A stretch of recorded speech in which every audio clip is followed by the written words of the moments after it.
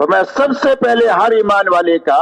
دل کا یقین یہ بنے کہ ہماری زندگی کے بننے بگڑنے کا تعلق ملک و مال سے نہیں ہے، ڈگری اور عہدوں سے نہیں ہے، چیزوں اور سامانوں سے نہیں ہے، بلکہ ہماری زندگی کے بننے بگڑنے کا تعلق صرف ایک اللہ کی ذات کے ساتھ ہے۔ اللہ ہی زندگیوں کو بناتے ہیں اور اللہ ہی زندگیوں کو اجاڑتے ہیں۔ بنانے والے بھی اللہ ہے اور بگاڑنے والے بھی اللہ ہے، اس لیے کہ اللہ خالق ہے اور اللہ کے علاوہ جو کچھ ہے وہ سب مخلوق ہے،